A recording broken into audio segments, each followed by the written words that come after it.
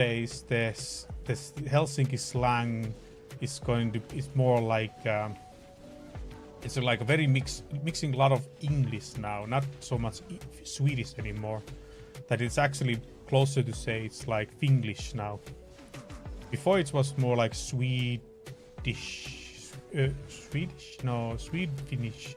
Can't even combine Swedish and Finnish.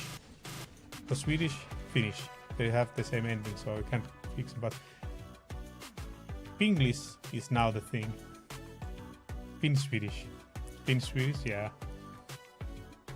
That's now the thing they do.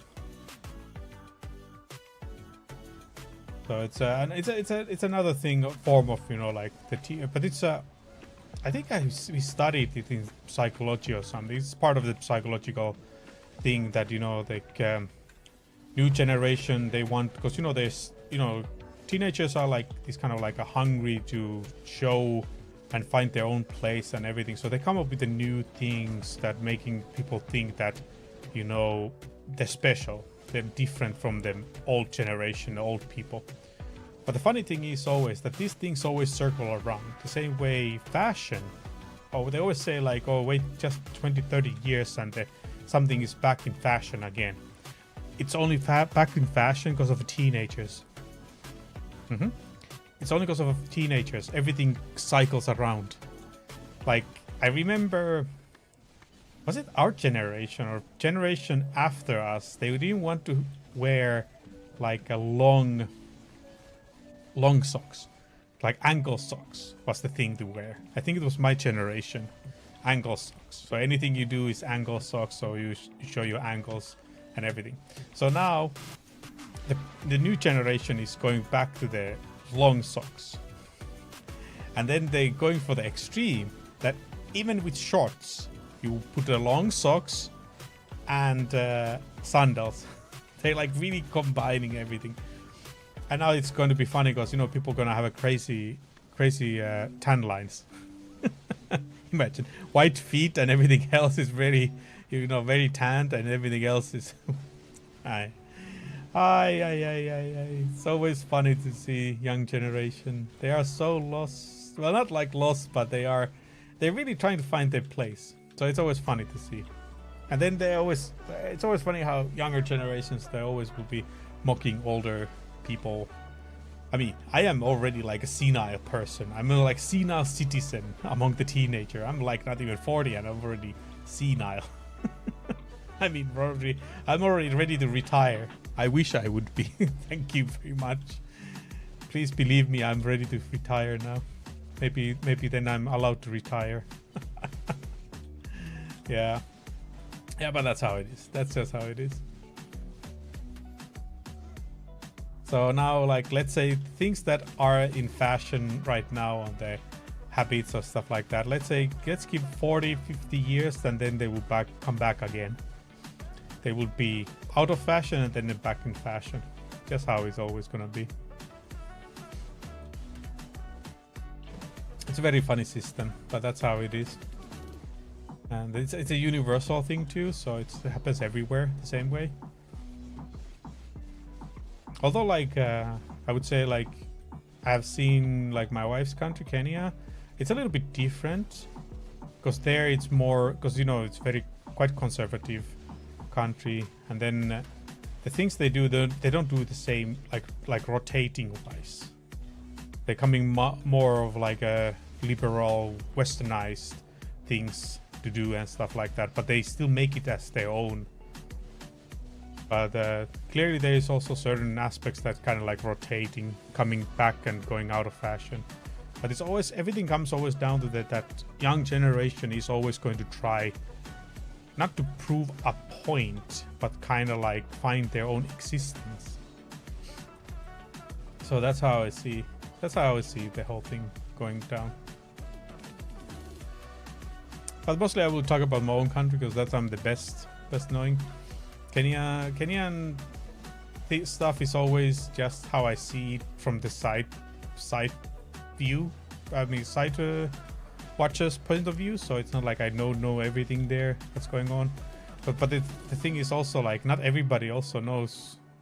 The generation just 10 years difference can be massive between generations. So I might ask something about from my wife, and she's like, she actually doesn't know.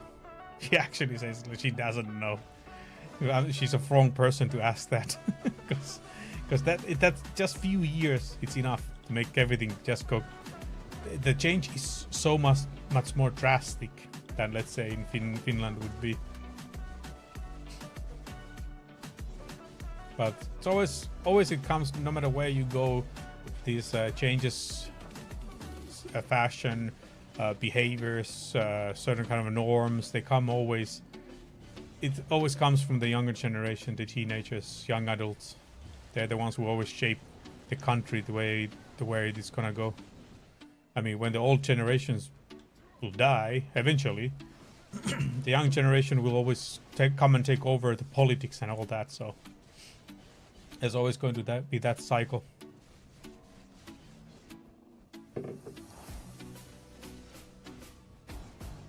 I don't know what did I eat, but like my tongue is kind of numb.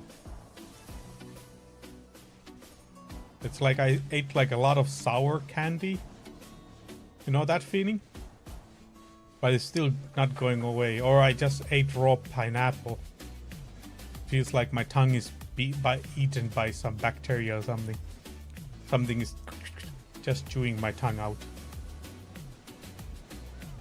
Talk about tongue. How many people have tried tongue? It's actually not that bad. The only issue is that it's so chewy. Moose tongue? Now that's... Ooh, the moose tongue is something else. But yeah, that one you have to really boil if you want to be able to eat it. Because it's just too chewy.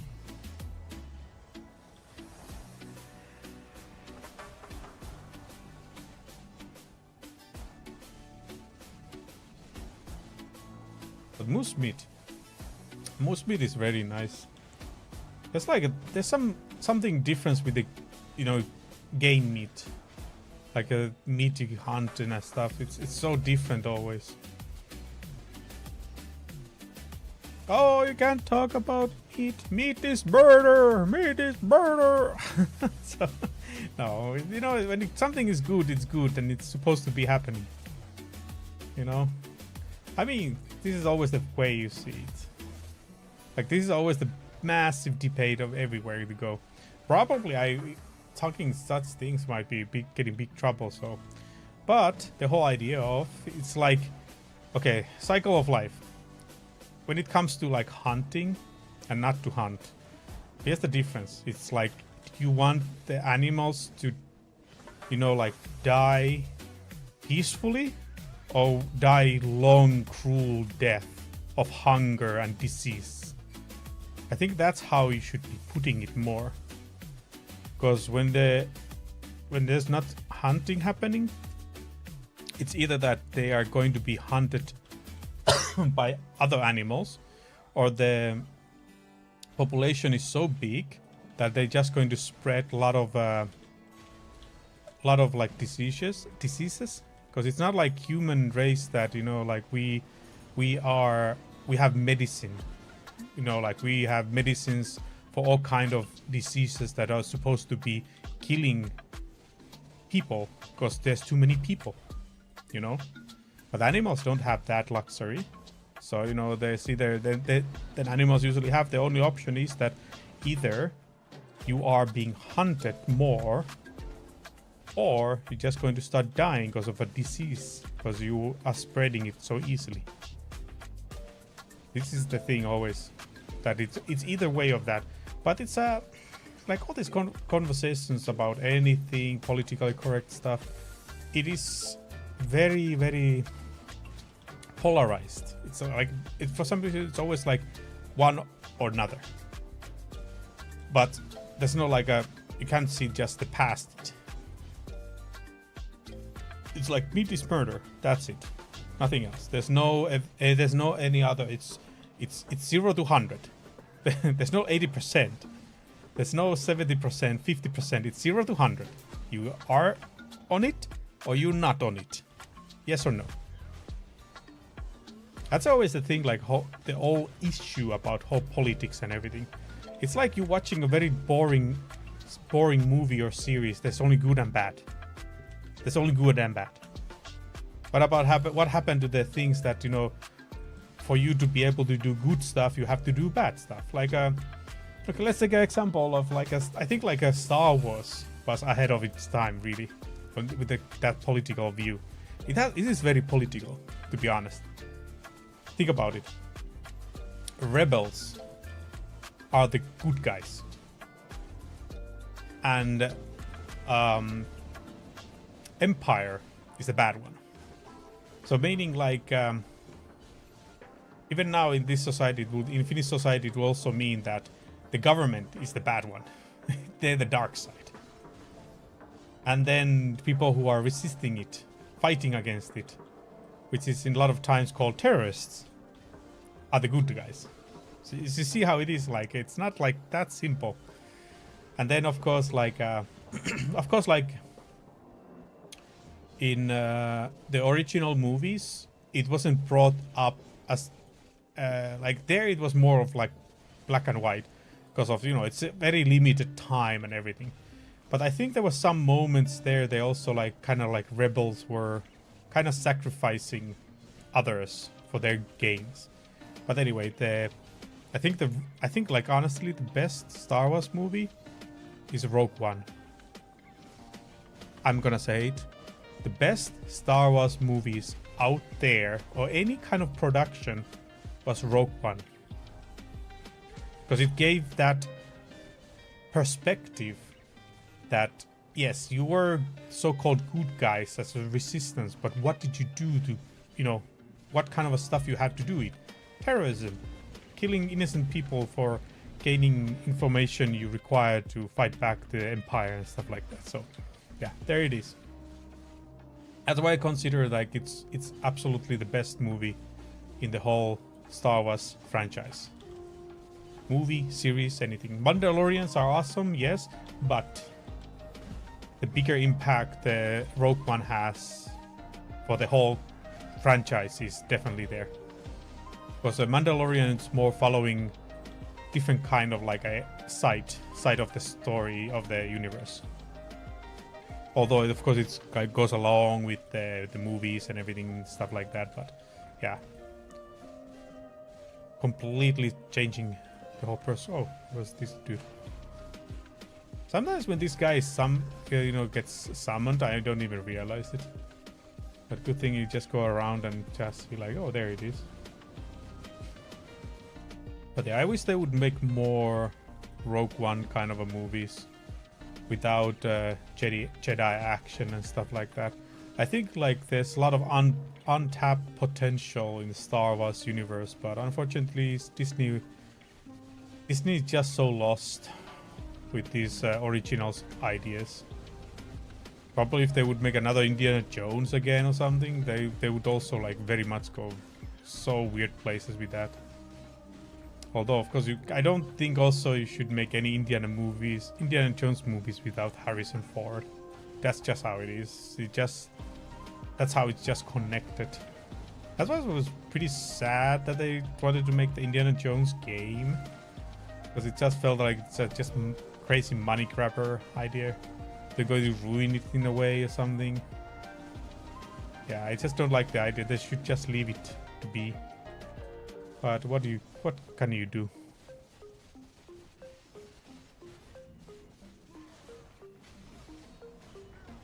But yeah, Star Wars universe has so much untapped potential on it, but unfortunately a lot of the good ideas and originality has been killed already. So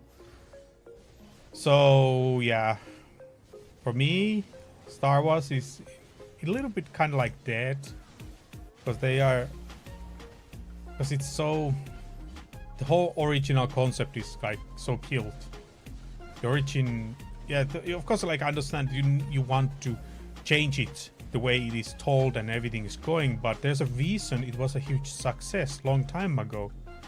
Nothing to do with the people mindsets were different. There's nothing to do. There's a reason for it why it was good. Most of the people don't like the original 3 Star Wars movies because they're very old.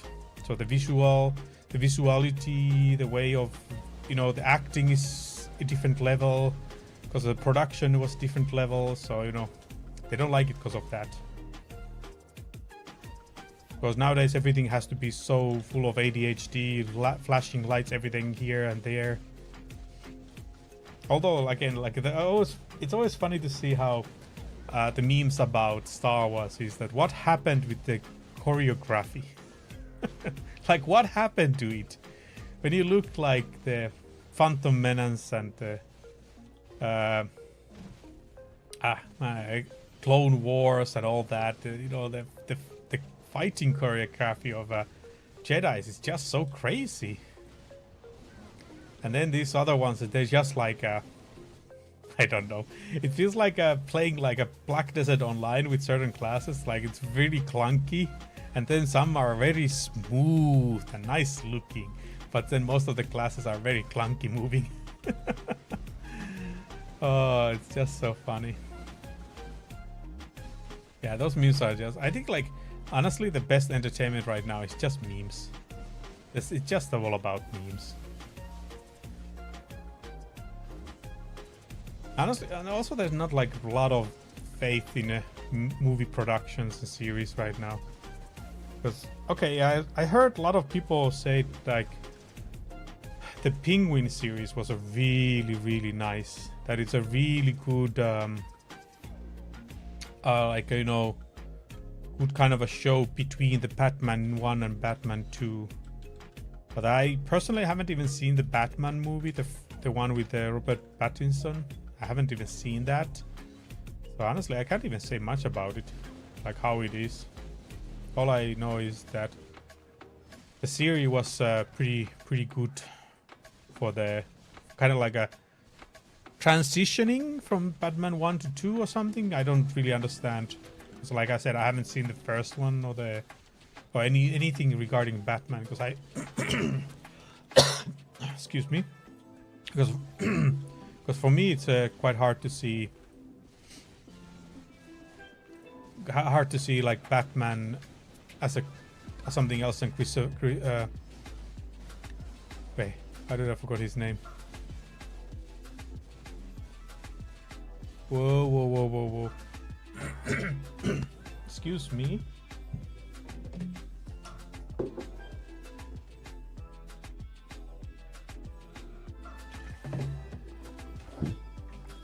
I was going to say Christopher Nolan movies, but but the actor, wait, how can I forget the actor's name? Christian Bale. Why? That's phew. That was a little bit scary. That's a name you should never forget. Christian Bale. Yeah, for me it's hard to see Batman anymore, any other than Christian Bale. Wait, is it Christian Bale? Christopher Bale.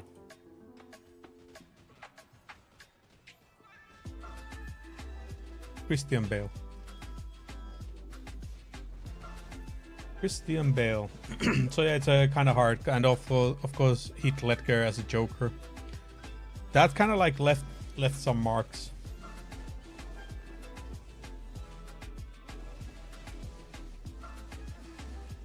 Although like all the original Batmans they have left massive mark, but even George Clooney,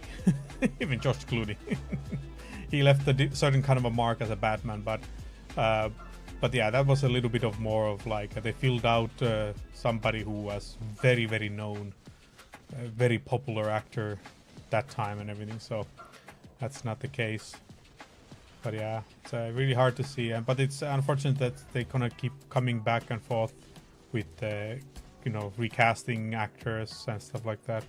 Like a Spider-Man actress. That's like another thing. Like personally, I see all the Spider-Man actors being amazing, and I'm waiting to see one day who's gonna be in like the Miles Morales actor, live action actor. Interested to see like if they're gonna make a movie of that version of Black Spider-Man. So that's like the thing I'm gonna. Miles Morales would be nice to have, because I just overall I just like the Spider-Man attitude, like the personality and everything. So and now I also now saw finally the Spider-Man Into the Spider-Verse. That was the first one. Hey, don't mean what was the second now? Into the Spider-Verse and Across the Spider-Verse, yeah. And then the third one is gonna be Beyond Spider-Verse. It kind of sucks that the way the second one ended. I was kind of like, I just felt like I was disappointed on it, honestly. I just felt like, oh, this was such a good trip and everything, and then boom, like, why are you teasing? Yeah, I didn't like that idea there. I would have wished that the whole show would have been a series instead. The Across the Spider-Verse.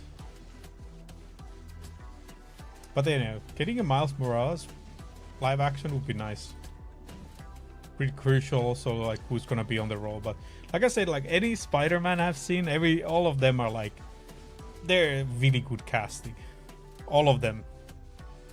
And like even now it's really hard to see a Spider-Man without Tom Holland. It would be so hard to see, because I think that it just fits so well, you know, the playfulness and, you know, like teenager or young, you know, like young adults, you know, playfulness and this kind of like uncertainty about things, and, you know, because the confidence, Spider-Man is not supposed to be a confident. That's the thing. He should have all this kind of like all constant like a self-doubt, doubt they're doing good enough and everything. So, or whenever they made it so that, you know, they started to feel that they're confident, that they know what they're doing, something terrible happens. And then creating again that, am I good enough? What am I doing wrong? And then they come the legendary saying, with the great powers comes great responsibilities. And it's stuck on every children's head. Yeah, I think the Spider-Man overall is just, even though it's kind of like very much used, but I think Spider-Man is probably one of the most iconic comic characters out there. That's just how I feel, because it's always been more like kind of like I don't know how to say, but yeah. But it's for me it's like very, very impactful when it comes.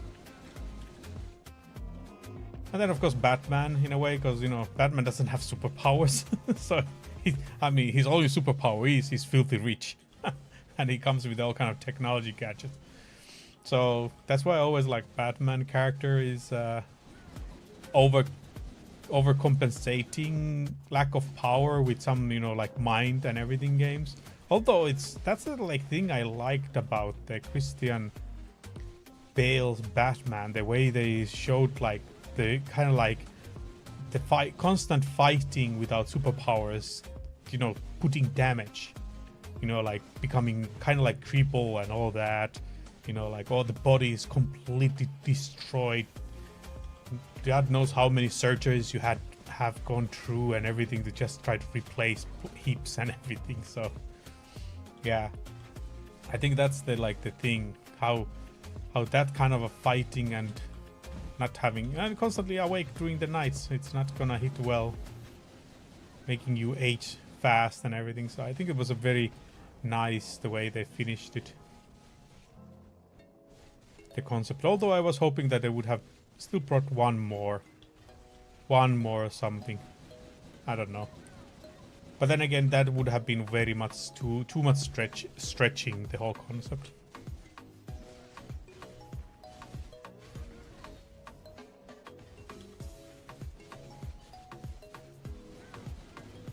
But yeah, I think I need to watch the newest Batman still to really see how it is. Although it's definitely gonna be hard to top it. I mean, the same way is like the whole concept of how now the whole the whole like new generation of DC characters. Like everybody was just punked. Now they're going to start everything fresh. New Batman, new Flash, new Aquaman, everything new. Like, man, it's just such a mess overall speaking. Because they're always this kind of like a reboot phase. They're not going to be able to bring like any new characters ever. It's always going to be stuck with the same ones, and we're just gonna keep getting different actor and actresses and hoping that one of them will make it successful and it will be a big hit, and then that's where things go up. It would have been very nice to see Christian Bale's Batman as a Justice League, part of the Justice League. I don't know, it would have been so awesome to see that. You know, the charisma and everything, the way he's acting and everything, it would be so crazy. But no, in the end we just got everything new casted, everything new. And the fact that they always have to put somebody who is fairly big already. Okay, Robert Pattinson is a known actor, for example, but he's not that big. So in that way, it's a good casting. Like, you kind of like putting somebody who has some sort of, fan base, but it's not really being recognized yet, like massive audience. Because I mean, like, let's be honest, Christian Bale was already pretty known actor before he took the Batman. Like, the movies he has made before, the way he's acting and putting his effort on it, just another level. I don't really know. I don't think I have seen any bad movie that Christopher Bale was on. Although I think like the worst I have seen him was the Thor. Love and Struck? The newest Thor. I think that was like the worst movie I've seen that Christopher Bale has been acting. I think so. But the possibilities for him to do something even more with that was there, but I just feel like he wasn't allowed to do it, because otherwise he would have taken over the whole show. Although he did very good role himself, there's nothing issue. The way he acted that and everything was just so amazing. It just sucks that the whole movie was kind of like, what is this? Is this a joke or something? Because I think like that movie should have been more like grim and dark and all that, but it kind of like took very light. Although somebody was telling it pretty well that every single Thor movie, it has been made it in a way that the perspective, somebody's different person's perspective, who's telling the story and everything. That was an interesting theory, and it was very fitting though. Like Ragnarok, I think Ragnarok was like more of like how Thor sees things happening, and then this last one was how what is the rock dude? Thor, is it? That is a complete joke, so that's why the whole movie was complete joke. I don't know, but it's just one of those things. Theories, if nothing, people love theories in the Marvel movies. All the TikToks and all these short videos you see. Did you know in Marvel's Avengers? How many people have seen that? Did you know? And then the person is just telling a lot of BS. Like, everybody's like, what are you talking about? Did you know? Did you know the first Avengers movie had a character who was supposed to be one of the main heroes, but because of due to the lackluster first reviews, they decided to remove this character and made him a very small role. Did you know? Oh, those are... I always watch them. Because I'm just waiting, like, what kind of a BS information they coming up this time. Not that I'm looking for it, to get myself knowledge on it. All the theories they come with that one. Did you know in the movie of this and that, this person did that and this This wasn't supposed to be part of the script. It happened accidentally, but everybody liked it so much it was kept in the original video, the movie. Oh my goodness. Yeah. Like all those kind of small details, you know, information, this and that, and then it's just so crazy. But yeah, like this is a good example why everybody always, like anything right now, you can make money. Anything you do right now, you can make money. No matter how stupid the idea is, you can make money. Like these people who came up with the idea of like, did you know this actor made it accidentally? That was kind of like a small minor details of something like that. There's an audience for it. People will suck it and take it as a real fact. Always. And then they get constantly a lot of views because of, you know, they just made a lot of them. Like, that's also like good example. Like I think Once Human actually, if you go like, okay, if you don't know the Once Human game, it's like this kind of free to play. It's like a Division but free to play